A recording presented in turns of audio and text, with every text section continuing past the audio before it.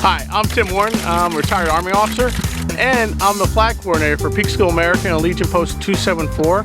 Our post has the responsibility of placing flags for Memorial Day, what used to be Decoration Day, now Memorial Day. We place flags at each of the veterans' graves in our cemeteries. And we have Assumption Cemetery, Hillside, Old Van Cortlandville, and First Hebrew cemeteries. And we maintain a list of all the veterans interred in those cemeteries.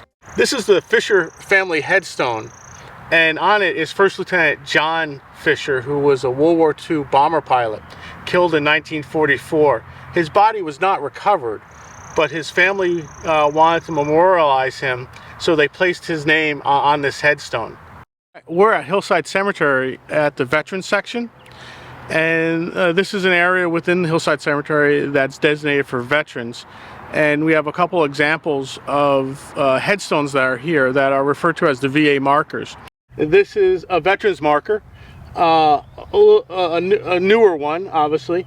And it was for this gentleman, Irving Nelson Baisley. He was a United States Marine, served in Vietnam. The year he was born, and he died in 2010. And he received a Purple Heart for his service in Vietnam. And as a veteran, you're entitled to receiving a free marker. This one for Stanley Lent, he served during World War I and died in 1953, so he's a World War I veteran. Right next to Mr. Lent is Alfred T. Sanford. He was a private in the 15th Infantry Regiment, 3rd Infantry Division, and died in Korea in July 18th, 1953. So they're both interred here next to each other with a similar VA marker stone. Another way to identify a veteran in our cemeteries is what they call a bronze ground marker. So as a veteran, if you don't want the VA marker, the family can request a bronze ground marker or a granite marker, and they sort of look like this. They're mounted on the ground, and again, they'll have the person's name, his rank. He served in the United States Army. He was a World War II veteran, died in 1983. Another marker we find in our cemeteries are the granite stone markers. So it's very similar to the bronze, but for some reason the VA changed to the granite. And again, it's going to have their name, their rank, Sergeant United States Army. Mr. House served in World War II. He was born in 1909 and died in 1980. And each year we have to update that list.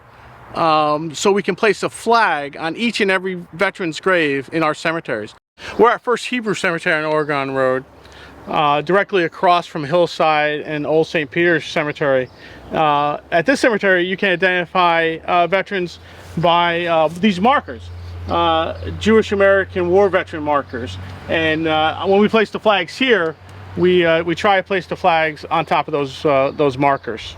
We're now in Old St. Peter's Cemetery off of Locust Avenue and Oregon Road, and St. Peter's or Van Cortlandville Cemetery is our oldest cemetery in our area. I believe it started in 1754 was when the cemetery started, and right next to me is a monument marker to General Seth Pomeroy. Seth Pomeroy was a brigadier general in the American Continental Army. He died here of illness in 1777, and he is laid to rest here in this cemetery. Also part of this cemetery is Old St. Peter's Church, and that was here during the Revolution, and George Washington would attend prayer service there. The cemetery is maintained by the Van Cortlandt Historical Society, so they're responsible for maintaining this historic cemetery that has veterans from the Revolutionary War, 1812. This is Daniel Birdsall, who served in the War of 1812. We signify that by the marker here that indicates his honorable service during the War of 1812. The Mexican War, the Civil War, Spanish-American War, World War I, II, and Korea. So this is a very historic place. Also buried in St. Peter's is John Paulding. John Paulding is a famous Peekskill resident. And what makes him famous is he was one of the 3 men that captured Major John Andre, a British spy, in Tarrytown. John Andre was working with Benedict Arnold, and on him he had the plans for West Point that Benedict Arnold was going to give to the British. We have a total of about 3,400 veterans, who are buried here. And each year we really try very hard to place a flag on their grave to remember their service and their sacrifice. So we're at Assumption Cemetery, and they have a veteran section as well.